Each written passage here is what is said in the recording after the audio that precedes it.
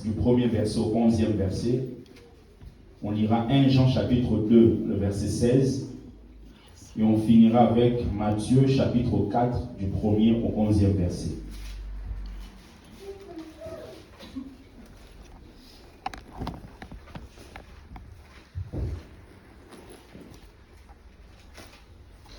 Je commence avec 1 Jean chapitre 5, le verset 3 et 4.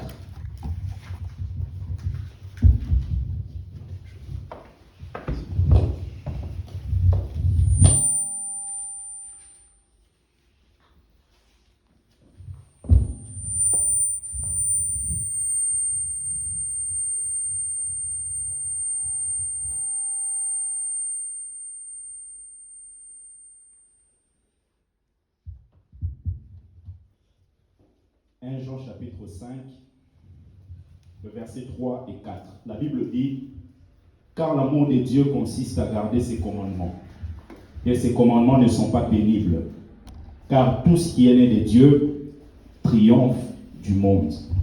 Et la victoire qui triomphe du monde, c'est notre foi. Amen. Amen. C'est notre foi. Genèse chapitre 6, du premier verset.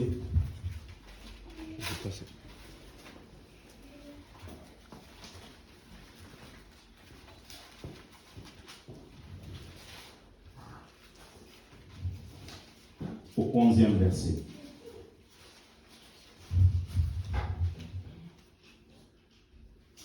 Lorsque les hommes eurent commencé à se multiplier sur la face de la terre, et que des filles leur furent nées, les fils de Dieu virent que les filles des hommes étaient belles, et ils en prirent pour femmes parmi toutes celles qu'ils choisirent. Alors l'Éternel dit: mon esprit ne restera pas à toujours dans l'homme, car l'homme n'est que chair, et ses jours seront de 120 ans. Les géants étaient sur la terre en ces temps-là. Il en fut de même après que les fils de Dieu furent venus vers les filles des hommes, et qu'elles leur eurent donné des enfants. Ce sont ces héros qui furent fameux dans l'Antiquité. L'Éternel vit que la méchanceté des hommes était grande sur la terre, et que toutes les pensées de leur cœur se portaient chaque jour uniquement vers le mal.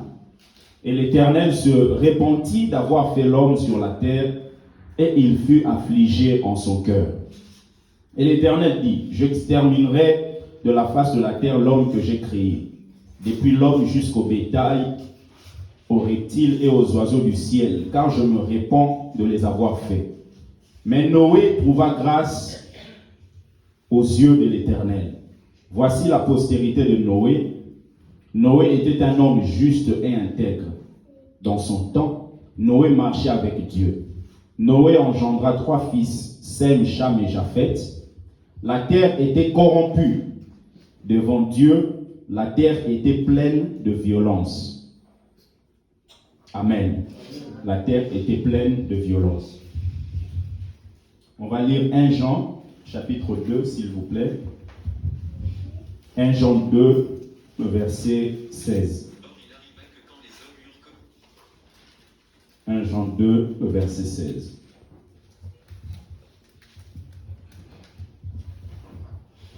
« 1 Jean 2, le verset 16.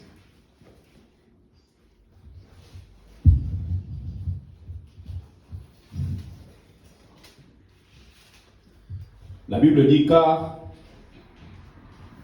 tout ce qui est dans le monde, la convoitise de la chair, la convoitise des yeux et l'orgueil de la vie, ne vient point du Père, mais vient du monde. Amen. Amen. Et on finit avec Matthieu, chapitre 4. Du premier verset au 11e verset. Alors Jésus fut emmené par l'Esprit dans le désert, pour être tenté par le diable. Après avoir jeûné 40 jours et 40 nuits, il eut faim. Le tentateur s'étant approché lui dit: si tu es fils de Dieu, ordonne que ces pierres deviennent des pains. Jésus répondit: il est écrit, l'homme ne vivra pas de pain seulement, mais de toute parole qui sort de la bouche de Dieu. Le diable le transporta dans la ville sainte, le plaça sur le haut du temple et lui dit, « Si tu es fils de Dieu, jette-toi en bas, car il est écrit, il donnera des ordres à ses anges à ton sujet. Ils te porteront sur les mains, de peur que ton pied ne heurte contre une pierre. » Jésus lui dit, « Il est aussi écrit, tu ne tenteras point le Seigneur ton Dieu. » Le diable le transporta encore sur une montagne très élevée, lui montra tous les royaumes du monde et leur gloire, et lui dit, « Je te donnerai toutes ces choses si tu te prosternes et m'adores. » Jésus lui dit, « Retire-toi, Satan, car il est écrit, tu adoreras le Seigneur ton Dieu et tu le serviras lui seul. » Alors le diable le laissa, et voici des anges vinrent auprès de Jésus et le servirent. Amen. Alors pendant quelques minutes, je vais introduire ce thème qui est « Tout ce qui est né de Dieu triomphe du monde ». Je vais vraiment être très pédagogique pour que nous comprenions, et ensuite on va commencer à décoller dès le dimanche prochain et les autres dimanches. Amen. Alors, durant cette série d'enseignements, nous allons toucher plusieurs choses, entre autres le vrai sens même de la vie, le vrai sens de la vie. Pourquoi est-ce que nous vivons? Pourquoi est-ce que nous vivons? On se demandera quel sens donnons-nous à la vie sur la terre? Quelles sont les caractéristiques du monde? Et nous verrons aussi les perspectives de la victoire. S'il y a des caractéristiques par rapport à ce monde, comment est-ce que nous pouvons être victorieux face à ce que nous pouvons voir dans ce monde? Et je prie vraiment le Seigneur pendant cet enseignement que le voile puisse être déchiré, que Dieu déchire le voile pour que nous puissions le voir tel qu'il est, pour que nous puissions recevoir ce que réellement lui veut que nous recevions. Vous voyez, quand vous lisez Matthieu chapitre 27, le verset 51, la Bible dit, « Voici le voile du temple se déchira en deux, depuis le haut jusqu'en bas. » Depuis le haut jusqu'en bas. Pourquoi est-ce que le temple a été déchiré? Parce que Dieu ne voulait pas que le peuple puisse rester à l'écart. Dieu ne voulait pas qu'il soit dans une pièce et que le peuple soit dans une autre pièce. Rappelez-vous, dans le temple, il y avait plusieurs parties. Vous aviez le parvis, vous avez le lieu saint et vous avez le lieu très saint. Donc, il n'y a que le souverain sacrificateur qui pouvait entrer dans le lieu très saint et il ne pouvait pas le faire à tout moment. Il ne pouvait le faire qu'une seule fois par an. Donc, pour nous montrer que le chemin était vraiment bloqué. Le chemin était vraiment bloqué. Et lorsque Dieu déchire le rideau, le voile, c'est pour justement permettre au peuple de pouvoir le voir d'une manière très simple. Ne pas chercher à passer par le souverain sacrificateur pour qu'à chaque fois que tu as besoin de Dieu, tu puisses aller sans avoir des intermédiaires. Et c'est justement un cadeau que Dieu donne à chacun de nous. Et quand vous regardez comment c'est composé, vous avez les parvis. Les parvis étaient éclairés par la lumière du jour. C'est-à-dire que tout le monde pouvait venir dans les parvis. Les parvis, c'est l'image du corps. Le corps, c'est ce que tout le monde peut voir. Bien que vous avez des vêtements, mais quand quelqu'un vous voit de loin, peut identifier votre corps, peut identifier les habits que vous avez portés. Et vous avez 3 étapes comme ça. Vous avez les parvis, qui est l'image du corps. Vous avez le lieu saint, qui est l'image de l'âme. Et vous avez le lieu très saint qui est l'image de l'esprit. Le problème que nous avons très souvent même à l'église, c'est que plusieurs personnes se battent pour prendre soin des parvis et négligent le lieu très saint. Prennent soin du corps, mais négligent l'âme.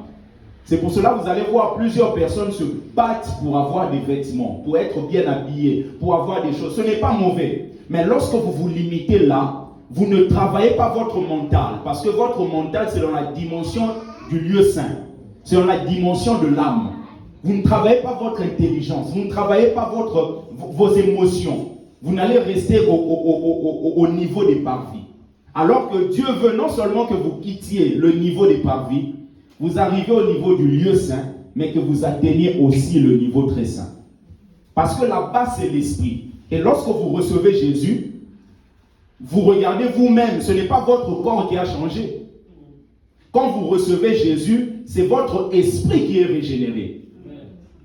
La Bible déclare, l'apôtre Pierre dit, nous sommes régénérés non par une semence corruptible, mais par une semence incorruptible, par la parole vivante et permanente de Dieu. Donc, il nous a régénérés. Votre esprit est maintenant attaché à l'esprit de Dieu. La Bible dit, celui qui s'attache à une prostituée dans 1 Corinthiens chapitre 6, celui qui s'attache à une prostituée devient avec la prostituée une même chair. Mais celui qui s'attache à Dieu devient avec Dieu un même esprit.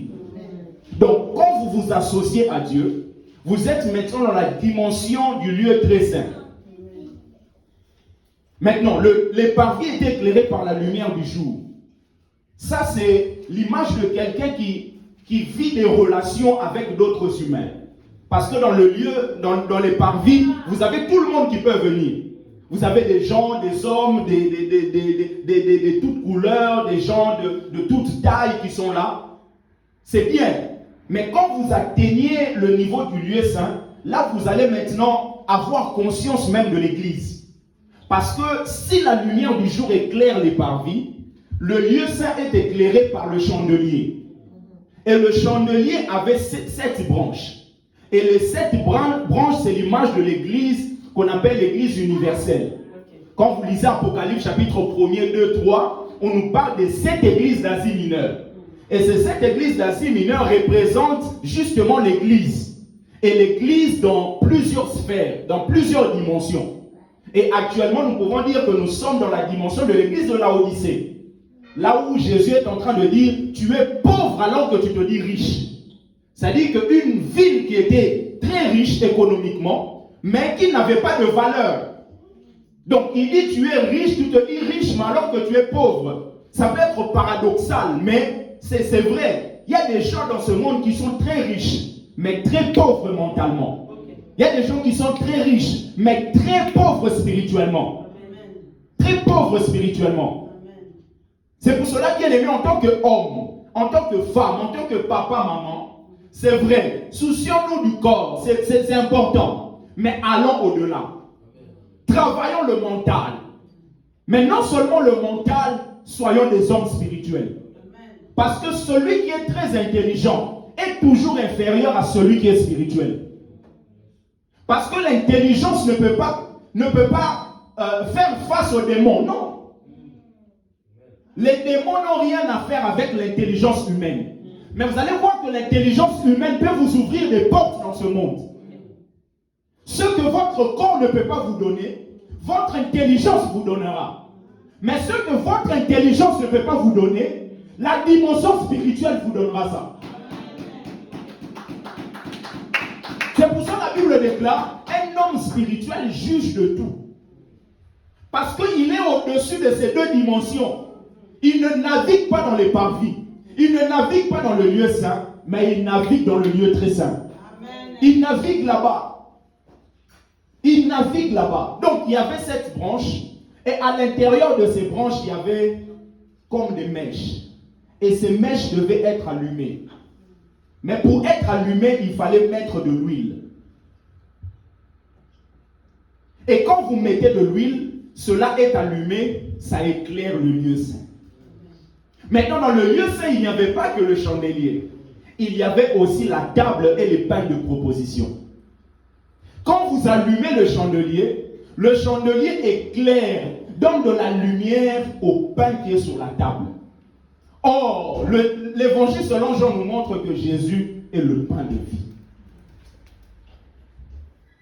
Donc, tout celui qui veut montrer Jésus dans ce monde doit être allumé. Et pour être allumé, il faut l'huile, qui est l'image de l'esprit ou de l'onction. Parfois, dans ce monde, nous cherchons plusieurs choses, mais nous oublions l'essentiel. Parce que aussi longtemps que le chandelier n'est pas allumé, le pain de proposition ne sera pas vu. Aussi longtemps que vous n'êtes pas allumé, bien-aimé, Jésus ne sera pas vu au travers de vous. C'est pour cela le médicament contre la léthargie spirituelle, le sommeil spirituel, maman. Ce ne sont pas plusieurs principes, c'est simplement le fait d'être allumé de Dieu. Quand vous êtes embrasé de Dieu, personne ne peut vous arrêter. Quand ça chauffe là, bien aimé, personne ne peut vous arrêter. Personne. Et quand vous avez conscience de l'église, vous arrivez déjà à un certain niveau. Mais quand vous quittez ce niveau, vous arrivez au lieu très saint.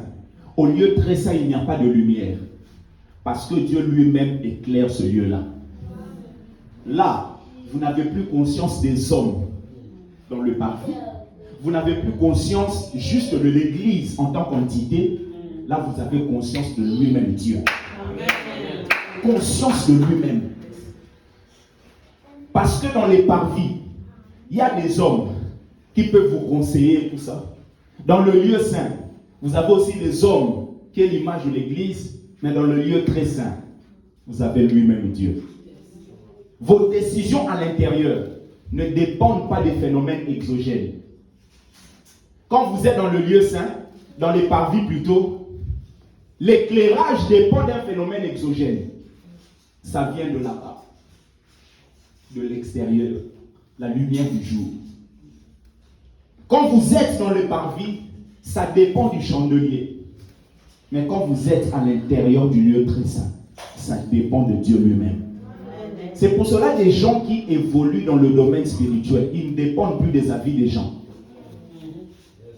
Les avis des gens peuvent être importants, mais les avis des gens ne déterminent pas leur destination.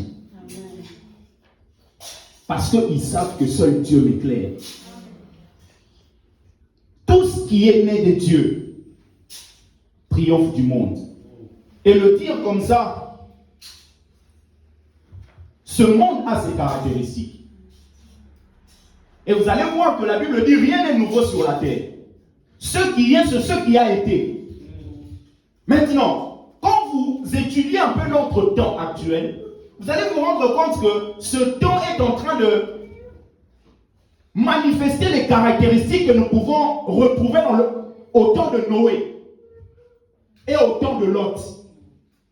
Maintenant, je me suis dit, ok, on va essayer de regarder le temps de Noé et de Lot et voir comment les choses se passaient là-bas. Et je vous prie de noter 4 ou 5 choses par rapport au temps de Noé et de Lot. Premièrement, s'il vous plaît,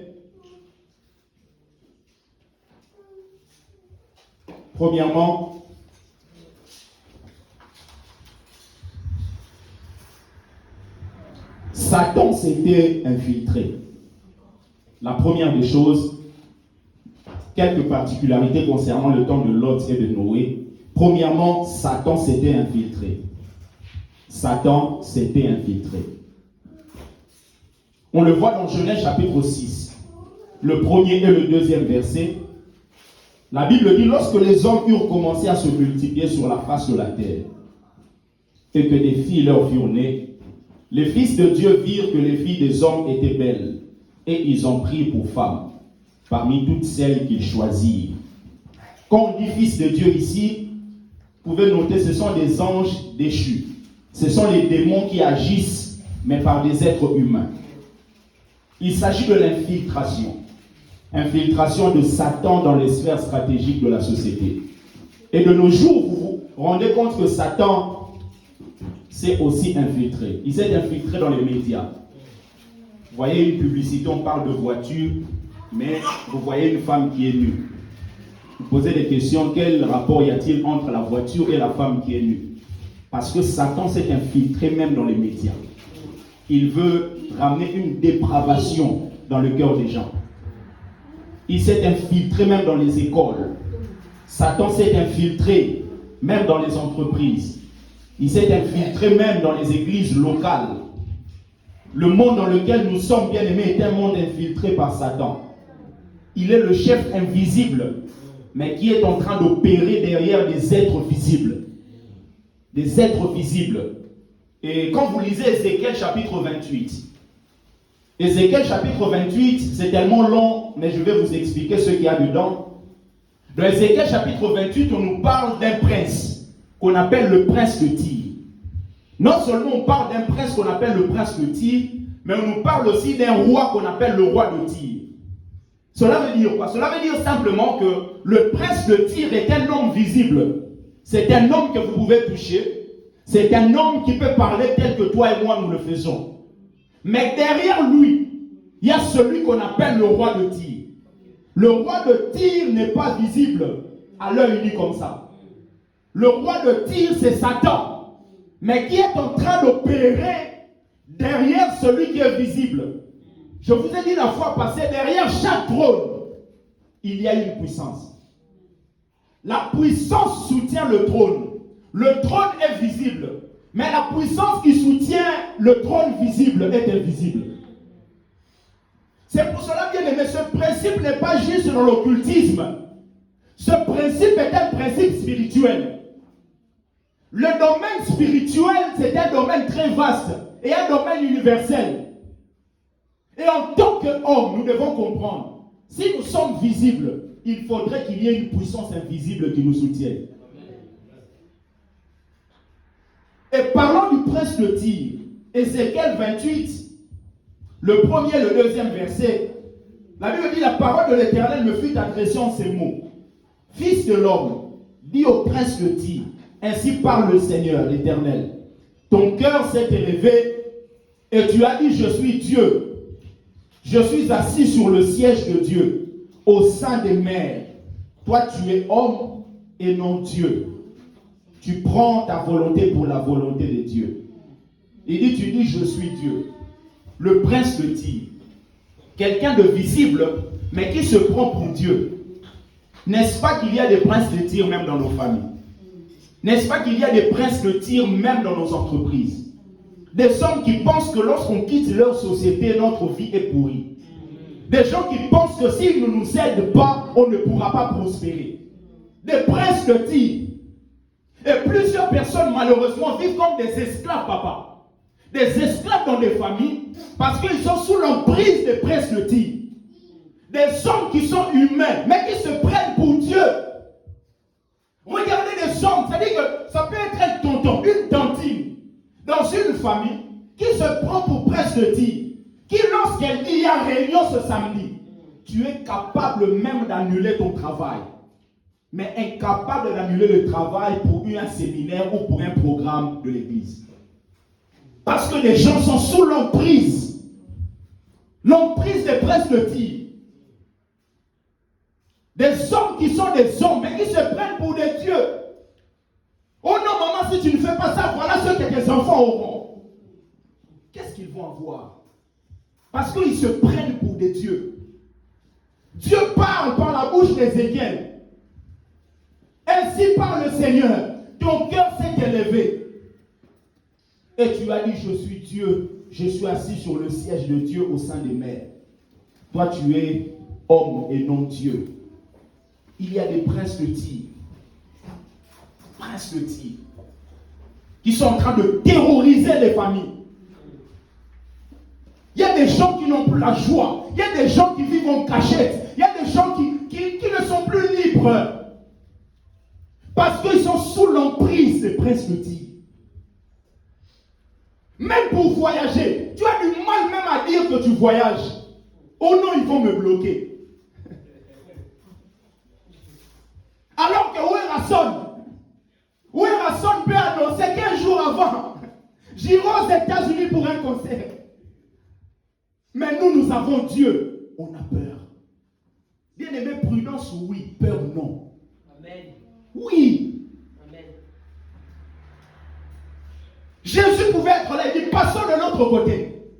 Il ne prenait pas les disciples. Venez. Et c'est cette peur-là que plusieurs d'entre nous vivons avec.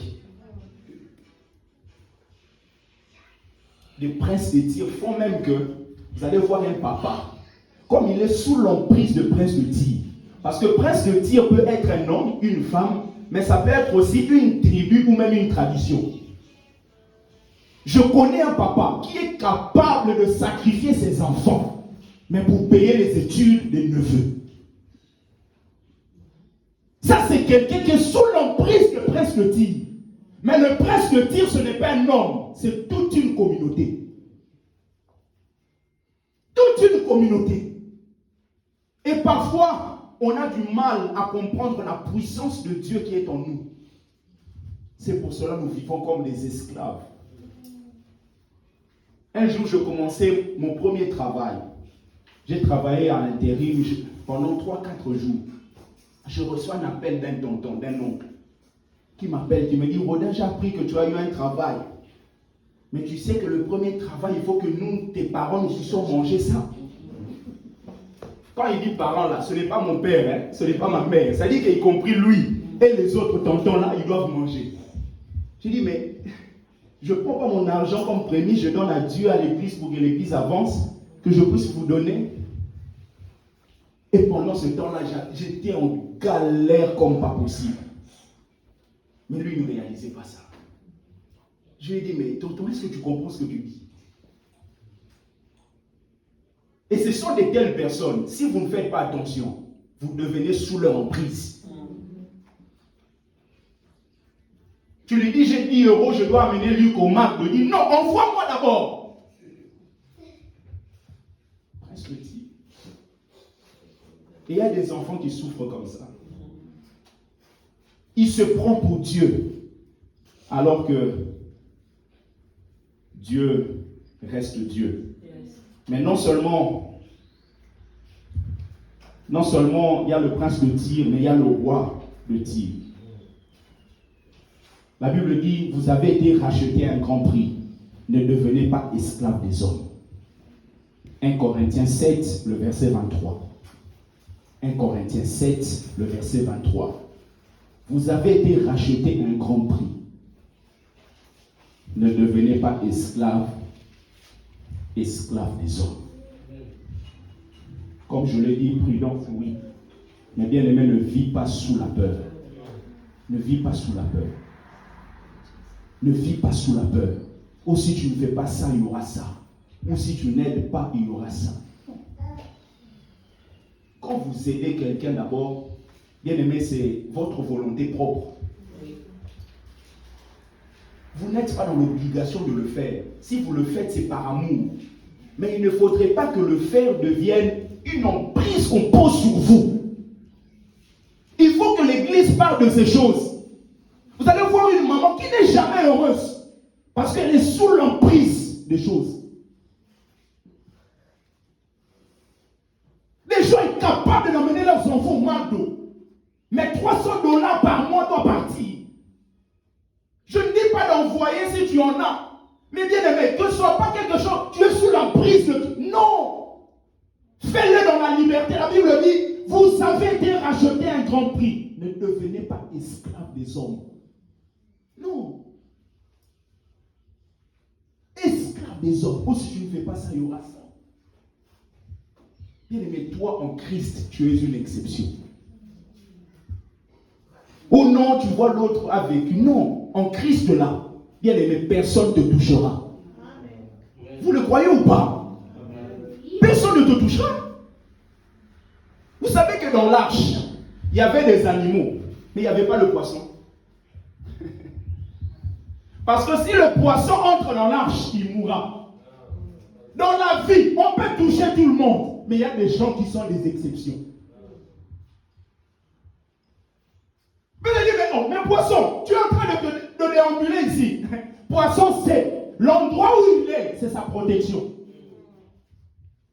Bien aimé, ta protection est en Christ. Et c'est suffisant pour que tu sois protégé. Satan a infiltré le monde. Pour aller vite, je vous donne deuxième caractéristique. Vous pouvez noter s'il vous plaît. En ce temps, il y avait un style de vie corrompu. Un style de vie corrompu. Genèse chapitre 6, le verset 11.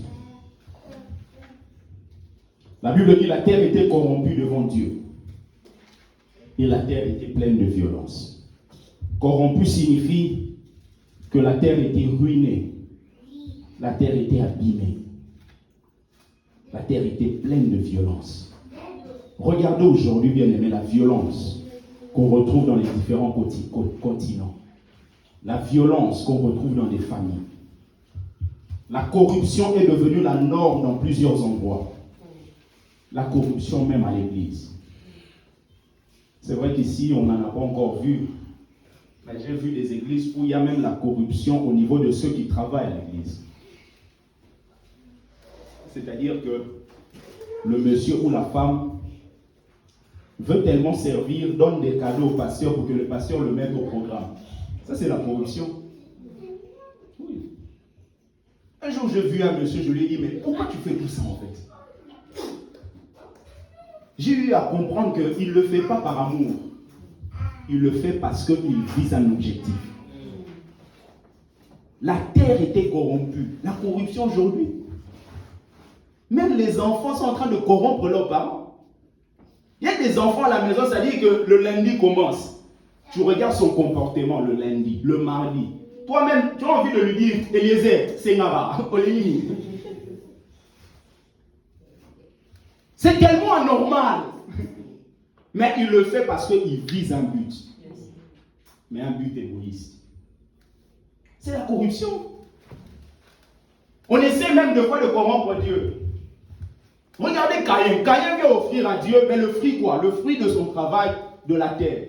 C'est-à-dire qu'il a fourni des efforts, il a transpiré. Mais quand il le fait là, il visait un objectif. Que Dieu puisse agréer son offrande à lui. Mais finalement, quand Dieu n'a pas agréé, la Bible dit que Caïn a été irrité. C'est-à-dire pour dire, Père, moi j'ai fait tout ça pour te corrompre, de pouvoir accepter ce que je t'ai donné. Mais finalement, tu ne l'as pas fait. Il essaie même de corrompre Dieu. De corrompre même le conjoint. Regardez les gens qui sont mariés, et des fois nous faisons des choses, non pas juste par amour, mais on le fait parce qu'on vise un objectif. J'écoutais un jour une tantine de notre famille qui disait, en ce moment je suis en train de faire du bien à Gérard. Gérard c'est son mari. C'est-à-dire qu'il fait du bien, elle fait du bien, c'est-à-dire que quand Gérard revient, d'habitude c'était Gérard. Dans le micro-ondes, tu peux prendre le foufou, la semoule. Mais maintenant elle sert sur la table. Pourquoi? Parce qu'elle voulait que Gérard puisse lui donner de l'argent pour qu'elle puisse envoyer à sa mère qui est en Afrique. Donc vous voyez que la corruption, même au sein du couple, la terre était corrompue et remplie de violence. On parle d'un jeune homme qui, lorsqu'il venait à l'église, à la fin, il ne saluait personne. Il finit, pouf, il prend ses affaires, il sort. Mais le jour où son mariage approchait, le jeune à la fin, Maman Titina, oh, gloire à Dieu, maman, que Dieu te bénisse. Il ne le fait pas parce qu'il veut le faire, il le fait parce qu'il vise un objectif égoïste. C'est la corruption. Il veut corrompre les mamans de l'église pour que ces mamans soient alignées dans son projet. Chacun de nous ici, est-ce que nous ne pratiquons pas la corruption quelque part? Et c'est justement ce que chacun de nous peut se poser comme question. Suis-je pas en train de corrompre quelque part? Ça peut être dans ta relation avec Dieu. Ça peut être dans ta relation avec ta femme, ton époux. Ta relation même en tant que pasteur avec d'autres membres. J'ai vu même des pasteurs qui corrompent les gens de l'église. Il est en train de viser un objectif. Il vient, il lance un truc bizarre pour attirer l'attention des gens et que son objectif puisse être atteint. Est-ce que nous ne sommes pas dans ce cas? Bien aimé, si tu es sur cette voie, ne résiste pas. Reviens au Seigneur. C'est la corruption et la violence qui a fait que Dieu puisse venir détruire. Et ceux qui résistent ne pourront jamais vivre une croissance spirituelle. Regardez celui qu'on appelle Balaam. Balaam résiste tellement à Dieu qu'il est devenu insensible, plus que même un animal. L'âne est en train de recevoir, de comprendre, mais Balaam ne comprend pas, parce qu'il résiste. C'est pour cela, quand on écoute Dieu, il faut avoir un cœur ouvert, dire à Dieu, conduis-moi. Mais quand on résiste, on peut devenir plus insensible que même un animal. Troisièmement, s'il vous plaît, les caractéristiques de ce temps, il y avait la perversion sexuelle. Il y avait l'homosexualité agressive. Les gens commettaient des péchés. Et vous le voyez dans Genèse chapitre 19, du 1er jusqu'au 5e verset. La Bible déclare que les anges sont venus voir Lot. Et la Bible déclare que toute la ville est venue devant la maison de Lot. Pourquoi? Parce que ces gens voulaient connaître ces anges. Connaître là, ce n'est pas tel que je connais Papa Jean-Marc. Connaître, c'est le même verbe que Dieu a utilisé dans Genèse. Quand la Bible déclare que Adam connut Ève. C'est le même verbe. C'est pour dire que quand ils sont venus, ils ne sont pas venus pour faire connaissance. Ils sont venus pour les connaître sexuellement. Regardez le niveau d'une ville. Ce ne sont pas juste des adultes. Ce ne sont pas juste des jeunes gens. Mais même les enfants sont venus devant la maison de Lot. C'est-à-dire que la dépravation sexuelle, la perversion sexuelle ne touche pas juste une catégorie. Ça touche toutes les couches. Toutes les couches. Les papas sont venus, les mamans sont venus, les jeunes gens sont venus pour connaître les anges. Pour connaître les anges. La perversion sexuelle. Ils commettaient des choses ignobles. Et quatrièmement, il y avait le matérialisme. Nous le voyons dans Genèse chapitre 6, le verset 5. La Bible dit, l'Éternel vit que la méchanceté des hommes était grande sur la terre et que toutes les pensées de leur cœur se portaient chaque jour uniquement vers le mal. Vers le mal. Leurs pensées se portaient vers le mal.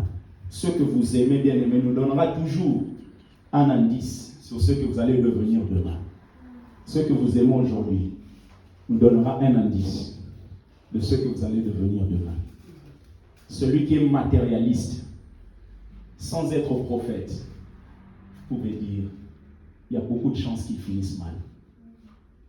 Il y a beaucoup de chances qu'ils finissent mal. Être matérialiste engendre la convoitise. Il faut faire très attention parce que certains péchés ne se manifestent pas tout de suite. Mais ça se manifeste dans le temps. Ce n'est pas parce qu'un enfant n'est pas né qu'il n'existe pas. Ce n'est pas parce qu'on ne vous a pas appelé pour vous dire que telle femme qui est enceinte a accouché, que cela signifie que l'enfant n'existe pas. Ce n'est pas parce que le péché n'a pas été vu qu'il n'existe pas. Il y a des péchés qui sont cachés mais qui se manifestent au fur et à mesure. C'est pour cela même dans la vie, la sagesse va nous apprendre qu'il faut éprouver les gens. Éprouver même les amitiés. Éprouver même ceux qui viennent auprès de vous. L'apôtre Paul le dit même par rapport à ceux qui doivent être des diacres ou les gens qui travaillent à l'église. Éprouvez-les. Parce que les péchés de certains se manifestent tout de suite. Il y a des gens, c'est-à-dire que tu n'as pas besoin de 15 jours. Rester avec lui pendant 3 jours. Tu comprendras qu'il est comme ça, il est comme ça, il est comme ça. Mais certaines personnes, ça peut prendre 4 ans, 5 ans. Tu découvres, Azala Mounibi. C'est-à-dire qu'il t'a tellement travaillé pour que tu aies une idée de lui. Mais quand il verra que, voilà, c'est clair dans sa tête, il manifeste sa vraie version. Sa vraie version. C'est pour cela que nous devons éprouver les relations. Et cinquièmement, la bonne nouvelle, c'est que malgré toutes ces caractéristiques, il y avait un homme qui marchait avec Dieu. Noé marchait avec Dieu. Noé a trouvé grâce aux yeux de l'Éternel. La Bible dit, réjouis-toi stérile, toi qui n'enfantes pas. Bien-aimé, réjouis-toi, toi qui es détesté dans ce monde. Réjouis-toi, toi qui es insulté partout, même à cause de ta consécration. Réjouis-toi.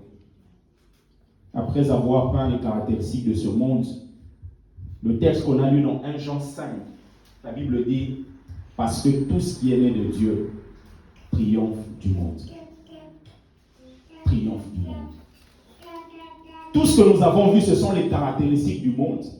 Mais la Bible nous dit dans 1 Jean 5, 4 que tout ce qui est né de Dieu triomphe du monde. Alors, avant que nous allions à la fin, là, c'est justement la profondeur de mon message. Je vous prie de noter plusieurs caractéristiques par rapport à ce texte. Premièrement, la Bible ne dit pas que tous ceux qui sont nés de Dieu triomphent du monde. La Bible dit tout ce qui est né de Dieu triomphe du monde. Et tout ce qui est né de Dieu, le CE là, c'est un déterminant démonstratif. Ça se met devant un nom qui est au singulier ou au masculin. Par exemple, lorsque vous dites, ce garçon qui joue au foot, c'est un pronom démonstratif, un déterminant démonstratif. Vous êtes en train de montrer quelqu'un. Mais deuxièmement, le CE peut être aussi un pronom démonstratif qui signifie ceci ou cela. Par exemple, lorsque vous dites cela nous convient ou ceci me convient, vous êtes en train d'utiliser justement ce pronom qui est démonstratif. Mais la plus grande des choses de ce que nous devons retenir, c'est que c'est un pronom qui est neutre. Et lorsque la Bible dit tout ce qui est né de Dieu, la Bible ne veut pas mettre de l'emphase sur la personne qui vit la victoire. Parce que la Bible aurait dit tous ceux qui sont nés de Dieu triomphent du monde. Là, il dit tout ce qui est né de Dieu. Ça dit que la Bible met de l'emphase sur ce qui est en vous. Si ce qui est en vous, qui est né de Dieu, qui vous permet à vous, en tant qu'individu, d'avoir la victoire. Nous, maintenant, le problème, ne vous fiez pas au physique des gens. Parce que la victoire n'est pas déterminée par le physique. La victoire est déterminée par ce qui est à l'intérieur. Et ce qui est à l'intérieur doit être né de Dieu. Tout ce qui est né de Dieu triomphe du monde. C'est-à-dire que la Bible ne parle pas des individus pour que chacun de nous comprenne. Il faut mettre les individus de côté, prendre même ton mariage. Un mariage qui est né de Dieu finira par triompher. Oui. Tout ce qui est né de Dieu triomphe du monde. Il met l'emphase sur le pouvoir victorieux en celui qui est né de Dieu. Le pouvoir victorieux à l'intérieur. Un mariage, un projet qui est né de Dieu finit par triompher du monde. Une église née de Dieu triomphera du monde. Deuxième caractéristique, vous pouvez noter le verbe triompher est au présent. Le verbe triompher est au présent. Et cela nous enseigne trois choses que je vous prie de noter. Quand vous lisez ça dans plusieurs versions, vous verrez que le verbe triompher est toujours au présent.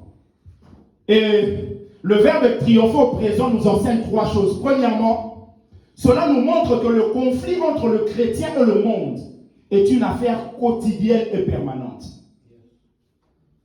Le fait que le verbe triompher soit au présent, cela nous enseigne que le conflit entre le chrétien et le monde est une affaire quotidienne et permanente. C'est quelque chose qui reviendra jour après jour. Jour après jour. Vous ne pouvez pas dire que je suis vainqueur du monde et c'est fini. Non. Aussi longtemps que vous êtes sur la terre, vous ferez toujours face au monde. Face au monde. Face au monde au travail. Face au monde à l'école, à l'université. Face au monde même à l'église. Parce qu'il y a certains qui ramènent le monde à l'église. Le conflit est permanent. Deuxièmement, si le conflit est permanent, la victoire permanente dans ce conflit permanent est possible. Quand la Bible dit tout ce qui est né de Dieu triomphe du monde. Le verbe triompher est au présent. Donc je vous ai dit premièrement, le conflit entre le chrétien et le monde est une affaire quotidienne et permanente. Deuxièmement, la victoire permanente dans ce conflit permanent est possible. La victoire permanente. Parce que le combat est permanent. Dieu ne veut pas que vous soyez dans l'échec. Dieu ne veut pas que nous soyons dans l'échec. Donc il doit nous accorder la victoire permanente. Victoire le matin, victoire à midi, victoire le soir. Victoire à chaque instant, à chaque moment. Et troisièmement, la victoire qui triomphe du monde, c'est notre foi. La victoire qui triomphe du monde, c'est notre foi. Le conflit entre le chrétien et le monde est permanent. Et dans ce conflit, dans le monde, vous allez voir que dans ce monde, il y a la convoitise de la chair, l'orgueil de la vie, la convoitise des yeux. C'est ce qu'on a vu dans 1 Jean chapitre 2, le verset 16. On nous parle de la convoitise de la chair. C'est quoi la convoitise? Vous pouvez noter s'il vous plaît. La convoitise est un désir très intense, mais qui est mal dirigé. la convoitise est un désir très intense, mais qui est mal dirigé. C'est mal dirigé. Vous avez l'exemple de Salomon. Salomon, un homme qui avait 700 princesses pour femmes et 300 concubines. Ça là, c'est le fruit de la chair. Comment on peut avoir autant de femmes? C'est le fruit de la chair. Vous le voyez dans 1 Roi, chapitre 11, le verset 3. 1 Roi 11, 3, la Bible dit, il eut 700 princesses pour femmes et 300 concubines. Ces femmes détournèrent son cœur. Parce que quand vous avez la manifestation de la chair est inimitié contre Dieu. Ça vous amènera à être détourné du Seigneur. La convoitise de la chair, c'est ce que nous retrouvons dans ce monde. On dit tout ce qui est né de Dieu triomphe du monde. Maintenant, ce monde a ses caractéristiques. On a vu par rapport au temps de Noé, mais la Bible nous montre dans 1 Jean que dans ce monde, il y a la convoitise de la chair. Il y a la convoitise de la chair. Non seulement il y a la convoitise de la chair, deuxièmement, il y a la convoitise des yeux. La convoitise des yeux. Regardez lorsque le peuple d'Israël est sorti de l'Égypte. Le peuple devait aller conquérir Canaan. Mais en allant, la première ville qu'il devait conquérir, c'était Jéricho. La Bible déclare que Jéricho était barricadé. Josué chapitre 6, le premier verset. Personne n'entrait, personne ne sortait. Maintenant, ils ont quand même réussi à pouvoir battre Jéricho. Or, Jéricho en ce temps-là était une ville très puissante. Mais le peuple d'Israël a réussi quand même à battre cette ville. Et la Bible déclare que Dieu a donné des recommandations. Vous ne prendrez rien de ce qui appartient à Jéricho. Mais lorsque Dieu dit ça, la Bible déclare qu'il y en avait un qui s'appelle Akan, qui est parti toucher au feu étranger. Et maintenant, en touchant, Akan est en train de donner des explications plus tard. Les explications sont venues quand? Lorsque le peuple d'Israël a connu une défaite face à une petite ville qu'on appelle Haï.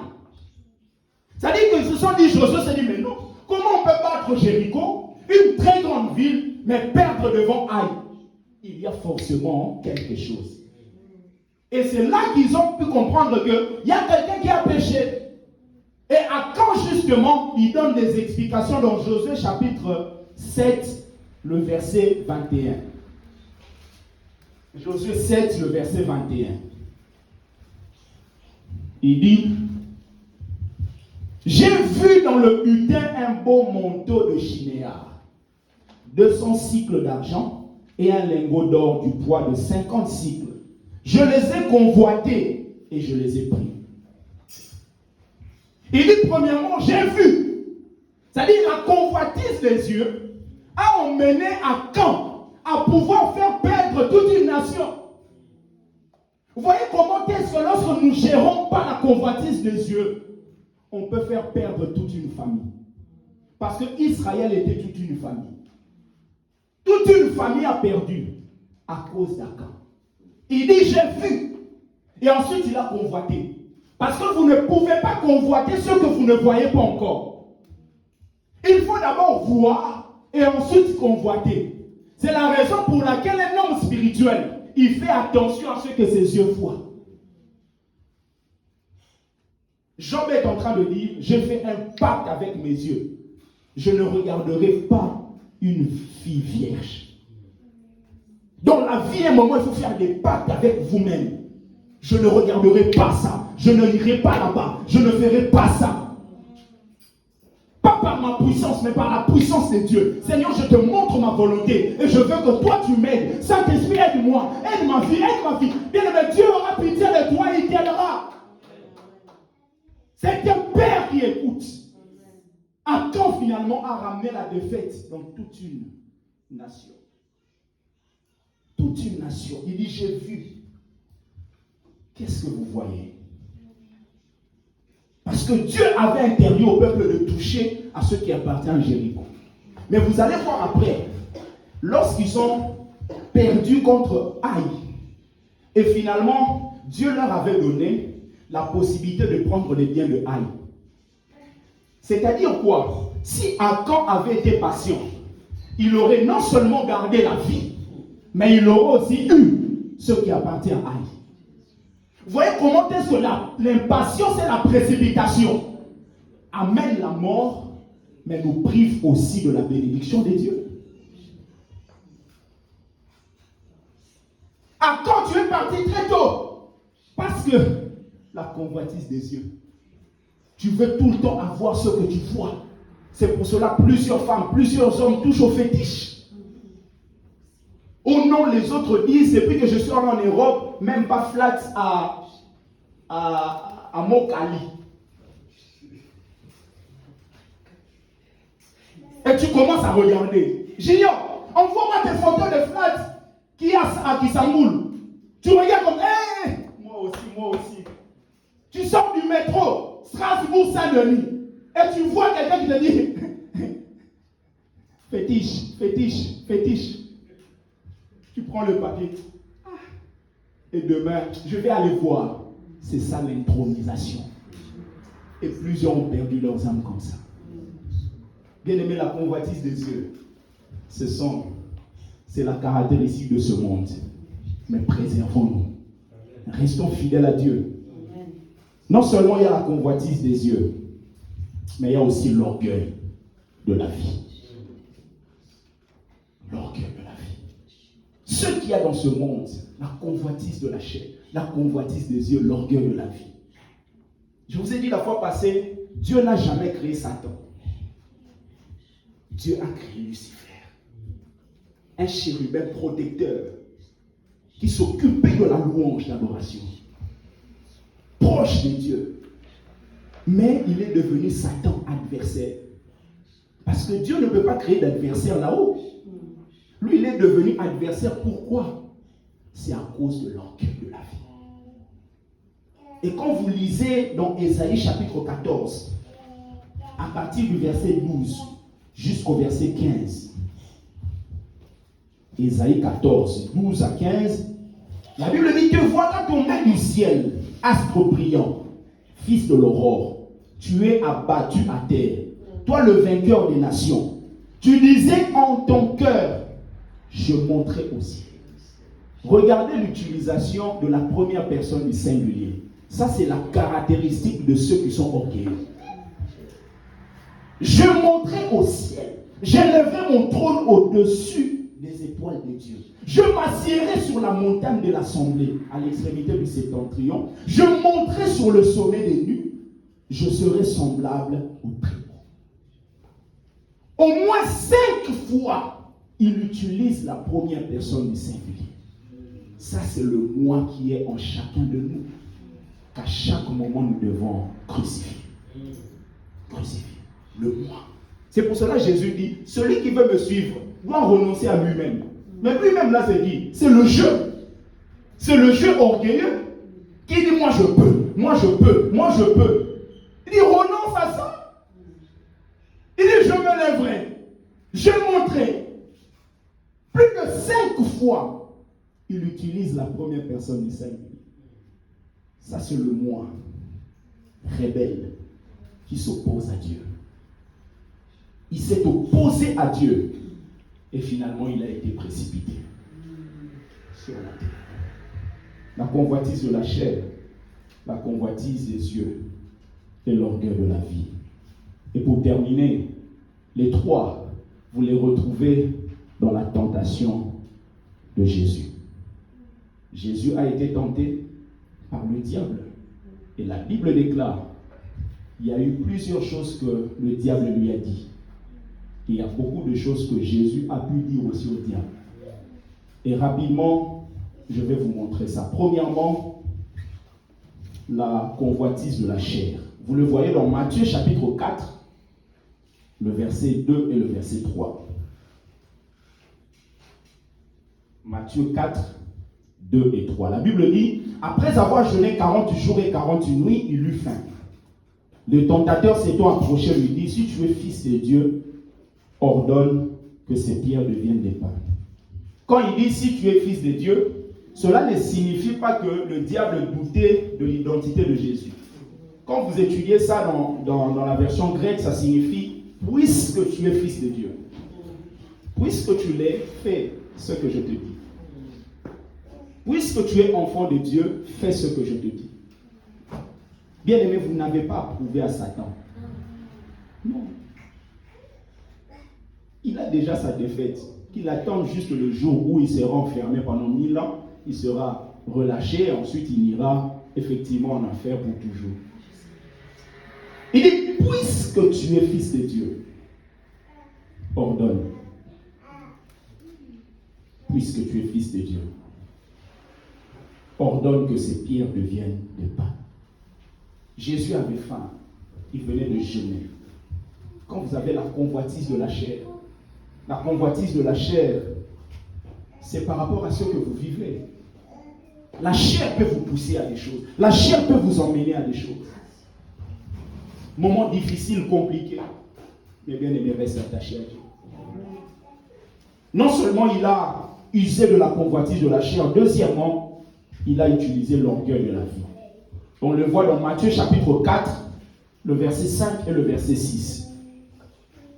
Matthieu 4, 5 à 6, la Bible dit, le diable le transporta dans la ville sainte, le plaça sur le haut du temple et lui dit, si tu es fils de Dieu, jette-toi en bas. Car il est écrit, il donnera des ordres à ses anges à ton sujet et ils te porteront sur les mains, de peur que ton pied ne heurte contre une pierre. Si tu es fils de Dieu, jette-toi. Jette-toi. Qu'on puisse t'applaudir, qu'on dise Superman. Superman. C'est l'orgueil de la vie. Combien veulent qu'on les applaudisse? Il y a des gens qui touchent au fétiche juste pour qu'on les applaudisse. Juste pour qu'on les applaudisse. Juste pour qu'on les applaudisse. Juste pour avoir un petit succès. Il dit, puisque tu es fils de Dieu, jette-toi. Parce qu'il est écrit, jette-toi. L'orgueil de la vie. Puisque tu es enfant de Dieu, on ne peut pas blaguer avec toi. Explique-lui les 4 vérités. Explique-lui. On ne peut pas blaguer avec. Explique-lui. Ça, c'est l'orgueil qui va monter. Tu vas commencer à dévoiler toutes les richesses que tu as pour montrer à l'autre qui n'a rien. Alors que ce n'est pas dans ça que Dieu t'attend. Ce n'est pas dans ça que Dieu nous attend. Il dit, puisque tu l'es, puisque tu es marié, explique-lui combien il a du mal à se marier.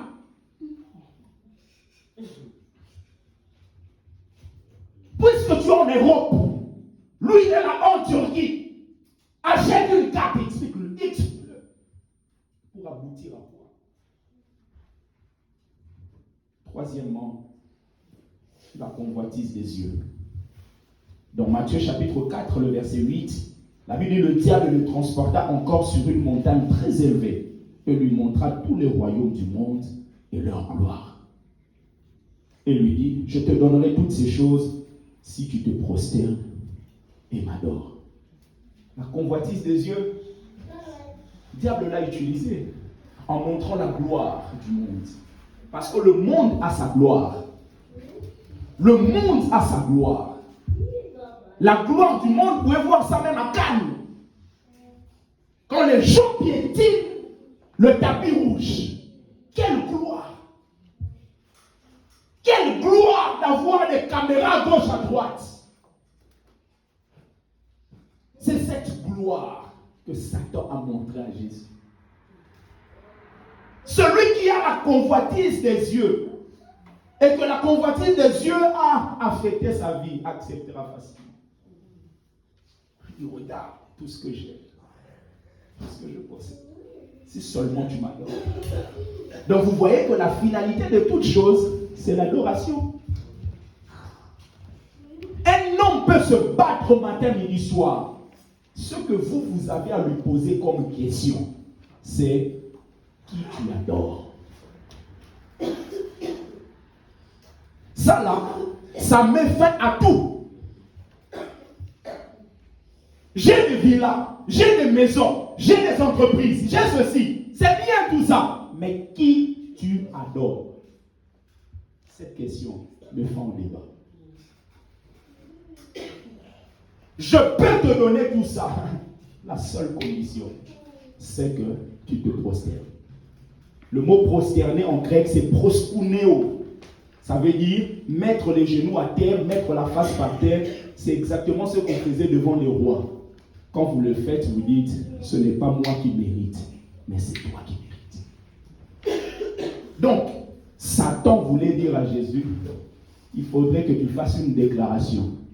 Mais il n'a pas dit comme ça de faire une déclaration. Prosterner, on peut se dire, oh, vite fait, c'est rapide. Mais ça a une signification très profonde. Ne vous prosternez pas devant l'argent. Ne nous prosternons pas devant les positions de ce monde. Restons bien aimés prosternés devant Yoshua et Mashiach, l'Éternel Dieu des armées. Et pour terminer, on va voir comment Jésus a fait face à ce que Satan est en train de faire. Parce que c'est dans ça que nous aussi nous pouvons puiser la victoire. Premièrement, Jésus a utilisé la parole. Jésus a utilisé la parole. Quand il lui dit il est écrit, il dit il est aussi écrit. Il est aussi écrit. Parce que la parole est le fondement même de la foi. Tout ce qui est né de Dieu triomphe du monde. Ce qui triomphe du monde, c'est notre foi. Maintenant, la parole est le fondement de la foi. La foi authentique est basée sur la parole de Dieu. Il est aussi écrit. Non seulement il a utilisé la parole, deuxièmement, il a utilisé le pouvoir. Ce que j'ai appelé le pouvoir divin. Quand Satan lui dit, prosterne-toi, adore-moi, Jésus lui a dit, retire-toi, Satan. Retire-toi. C'est l'impératif. Et l'impératif est un mot qui permet de donner un ordre. Retire-toi, calme-toi, tu n'as pas de place ici. Et c'est justement le pouvoir que chacun de nous doit user. Parce qu'à un moment, les propositions viendront. Et vous allez voir, ça va toujours d'une manière crescendo. Il commence par dire, transforme ça, le pain, la pierre en pain et tout ça. Après, il lui dit encore, voilà, il lui montre Après, il finit par lui dire, si tu te prosternes. Parce que ça va toujours d'une manière crescendo, ça monte. Il commence à tenter avec ça, il dit, ok, est-ce qu'il va accepter? S'il n'accepte pas, montons des niveaux. S'il n'accepte pas, montons des niveaux. Montons des niveaux. C'est un peu ce que la femme de celui qu'on appelle Samson a fait. Regardez toutes les tentatives de la femme de Samson. Delilah. Delilah venait. Ne s'arrêtez pas. Oh, quand vous lisez la vie de Delilah, Delilah en hébreu signifie faible. Signifie faiblesse. Or, la Bible nous dit, la chair est faible, mais l'esprit est disposé. Parce que la chair viendra jour après jour. Delilah n'a pas lâché Samson. Bien-aimé, pendant qu'on finira ce culte, il ne faudrait pas qu'après la prière, nous puissions dire la chair est partie. Non. La chair sera toujours là. Toujours là. Mais la chair trouvera toute sa place lorsque vous allez aimer ce que la chair vous propose. Vous savez, le problème de Samson, c'est quoi? Il aimait les femmes. Et comme il aimait les femmes, il ne peut que tomber ou dévoiler son secret à Delilah. C'était sa faiblesse. Et Delilah signifie faiblesse. Il a usé du pouvoir. Il a utilisé ça. La foi basée sur la parole, et nous devons user de l'autorité.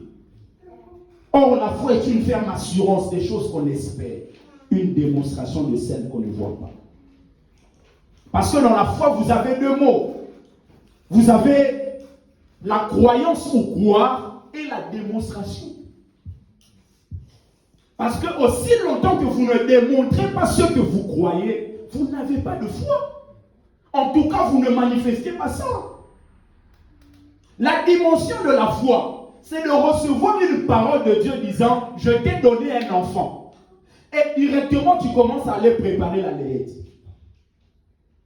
Maintenant, ce que nous faisons, c'est quoi? Je crois en ce qu'on m'a dit. J'attends la réalisation. Ça, ce n'est pas la foi. La foi, c'est de dire, tu seras patron. Mais dès maintenant, tu manques même 10 € pour acheter du lait, mais tu marches comme un patron. Tu montres à Dieu, Seigneur, tu n'as pas encore fait. Mais non seulement je crois, mais je démontre aussi ce que toi tu as dit. Où sont des hommes qui peuvent démontrer ce que Dieu leur a dit? Dieu a dit que tes enfants seront dans les hôtels. Mais marche comme une maman qui a des enfants qui sont dans les hôtels. Oh, mais non. Et moi, marche bien. Est-ce qu'on peut acclamer le Seigneur, s'il vous plaît? Et les gens, tu le regardes comme ça, tu dis, mais lui-même, il ne croit pas en sa destinée. Il ne croit pas. Lui-même, il ne croit pas en ça. Lui-même, il ne croit pas. La foi, tu reçois, tu commences à démontrer ça. Tu commences à démontrer ça. Il y a un pasteur, il a passé beaucoup d'années sans enfant.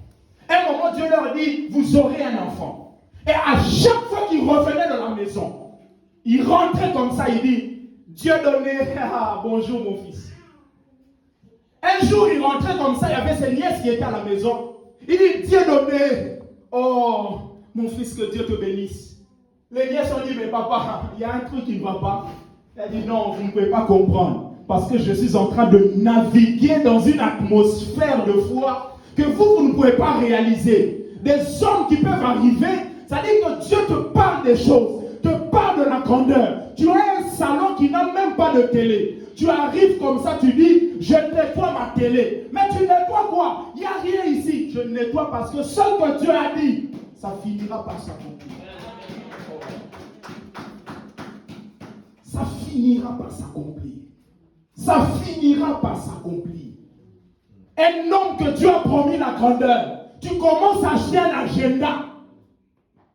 Parce que celui qui est grand doit avoir un agenda.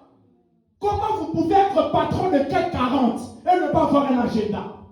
Vous allez rater des rendez-vous. Et des rendez-vous, ce sont des milliards. Et celui qui croit en ce que Dieu a dit, commence à acheter le agenda. Il n'a que 15 ans, il n'a que 20 ans, mais il a l'agenda, il dit ok, demain j'ai tel programme avec papa Jean-Marc.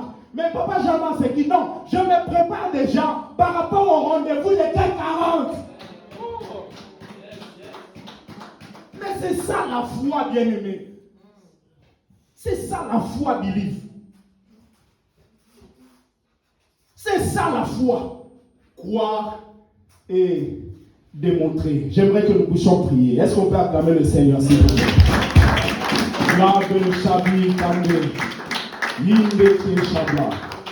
Est-ce qu'on peut élever nos voix? Bénissons le Seigneur. Bénissons le Seigneur. Bénissons le Seigneur.